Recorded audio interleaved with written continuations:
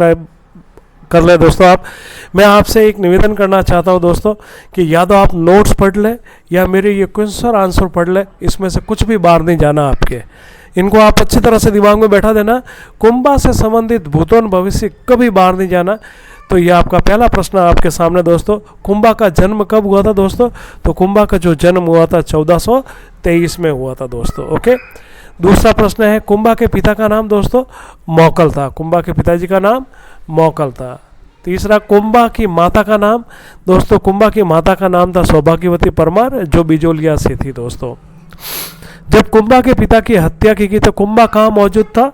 तो दोस्तों कुंभा झीलवाड़ा देसूरी की नाल के पास मौजूद था। बाद में चित्तौड़ ले जाया गया, जहाँ इसका राज्याभिषेक कर लिया गया। कुंभा के किस ग्रंथ की तुलना पुराणों से की गई दोस्तों?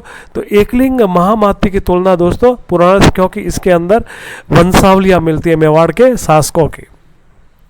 कुंभा की कौन सी पुस्तक गीत गोविंद पर टीका पर आधारित है दोस्तों? इसका ऑप्शन अ ही सही हो जाएगा, रसिक प्रिया दोस्तों। ओके, जो गीत गोविंद पर टीका लिखी गई थी। एकलिंग महामाती को कितने भागों में लिखा होगा दोस्तों?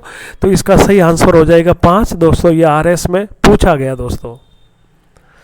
कीर्ति स्तंभ लेख का लेखक कौन था दोस्तों? तो इसका सही उत्तर हो जाएगा दोस्तों अत्रिपुत्र महेश दोस्तों। कुंभा के समय कौन सी प्रशस्ति 5 चट्टानों पर लिखी हुई थी? तो दोस्तों ये कुंभलगढ़ के अंदर जो प्रशस्ति है दोस्तों, ये 5 भागों में लिखी गई थी। इसको कीर्ति स्तंभ लेख भी कहा जाता है, लेकिन कहाँ की? कुंभलगढ़ की दोस्तों, ये ध्यान रखना। इसको 5 प्रशस्ति पर लिखा गया। वर्तमान में 3 ही इसकी मौजूद है, 2 टूट के नष्ट भ्रष्ट हो गई दोस्तों। ओके, तो कुंभलगढ़ प्रशस्ति याद रखें दोस्तों आप। 10वां, एकलिंग महामाती का प्रथम भाग राजवर्णन किसने लिखा था? ये कानड़ व्यास ने लिखा था दोस्तों, याद रखना। इसके आगे भी प्रश्न बनते हैं तो मैं आपको आगे बताऊंगा। आगे प्रश्न लिया हमने। एकलिंग महामाती का दूसरा भाग किसने लिखा था दोस्तों? दूसरा भाग कुंभा ने लिखा और कुंभा ने ही इसको पूरा किया था दोस्तों। ओके, 12वां प्रश्न देखना दोस्तों, यहाँ पर वही प्रश्न जो मैंने आपको आगे दिया था कि एकलिंग महामाती को आरंभ कानड़ व्यास ने किया था, तो इसको पूरा किसने किया था?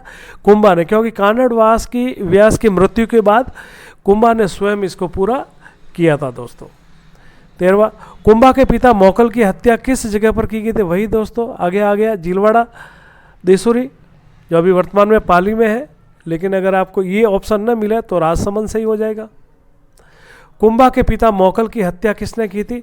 तो दोस्तों खेता या चैत्र सिंह के दासी पुत्र थे, चाचा और मीरा ने इनकी हत्या की थी दोस्तों।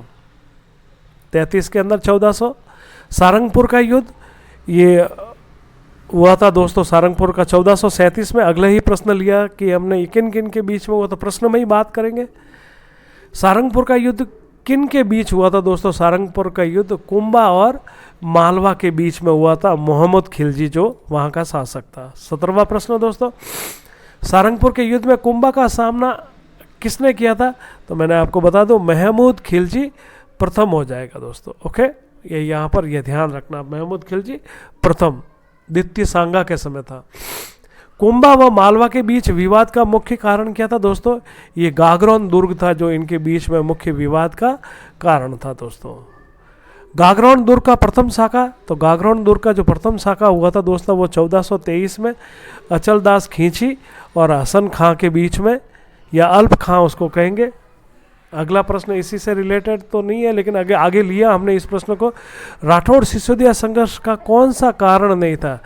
तो देखना 1437 में छुंडा के भाई राघव देव की हत्या करवाना बिल्कुल इसमें अप्रत्यक्ष रूप से हाथ था रणमल का। मेवाड़ के महत्वपूर्ण पदों पर ठिकानों पर राठौड़ों की नियुक्ति, ये भी सही है। इसी कारण संघर्ष प्रारंभ होता। मौकल के हत्यार चाचा मेरा की हत्या कर मेवाड़ में रणमल शक्तिशाली हो गया था। बिल्कुल रणमल शक्तिशाली हो गया था।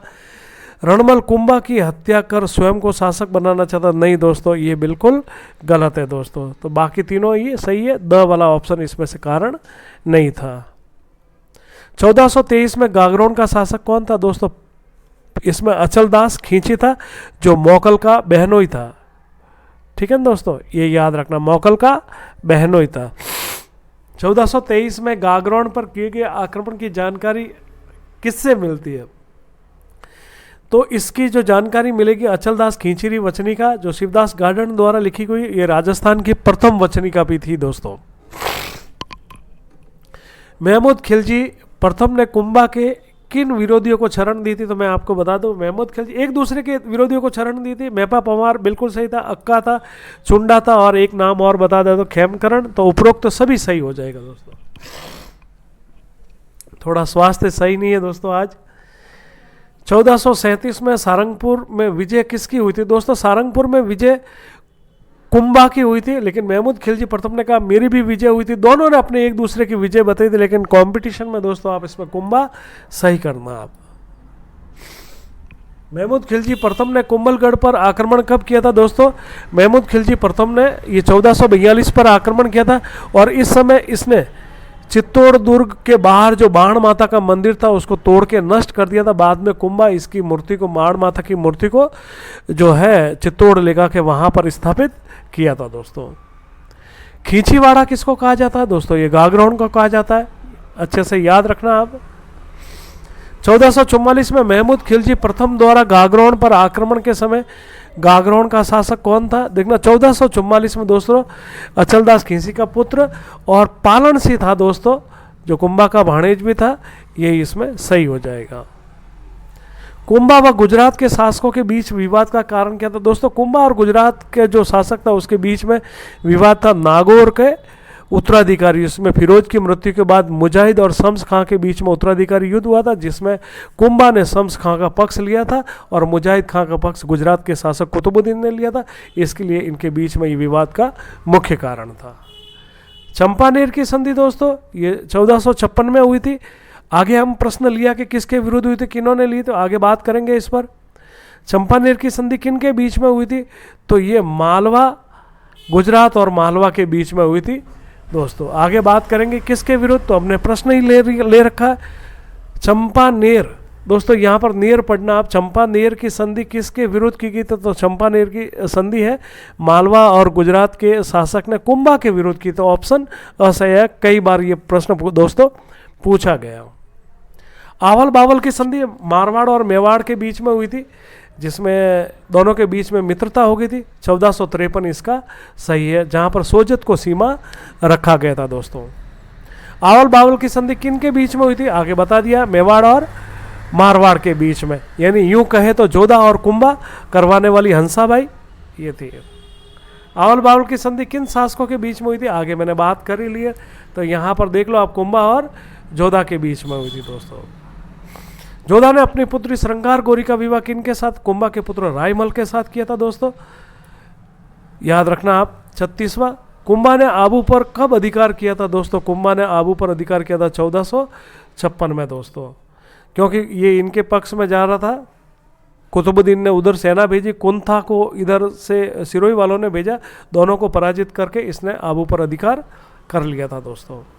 कुंभा ने सारंगपुर विजय के उपलक्ष्य में किसका निर्माण करवाया था? दोस्तों विजय स्तंभ का निर्माण करवाया था, यह आप ध्यान रखना। कुंभा ने मेवाड़ में कितने दुर्गों का तो कुंभा के दुर्गों के जो निर्माण की जानकारी मिलती है वो श्यामल दास के वीर विनोद से 84 में से 32 दुर्गों का निर्माण इसने दोस्तों करवाया था।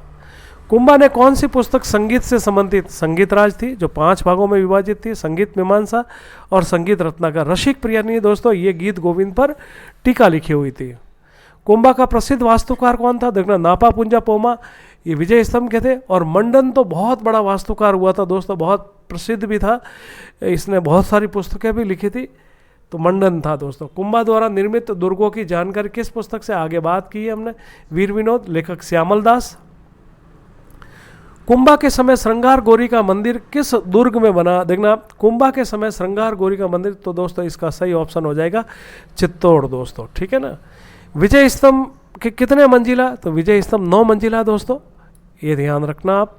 विजय स्तंभ की कौन सी मंजिल पर 9 बार अल्लाह लिखा हुआ? तो ये तीसरी मंजिल है दोस्तों, जिस पर 9 बार अल्लाह लिखा हुआ दोस्तों। 45वां प्रश्न, विजय स्तंभ के प्रवेश द्वार पर किसकी मूर्ति है? तो विष्णु की मूर्ति है, इसे विष्णु का प्रवेश द्वार भी कहा जाता है दोस्तों। ये था मेरा आखिरी प्रश्न दोस्तों। यहाँ पर एक बात बता देता हूँ आपको कि मेरे आगे जो प्रश्न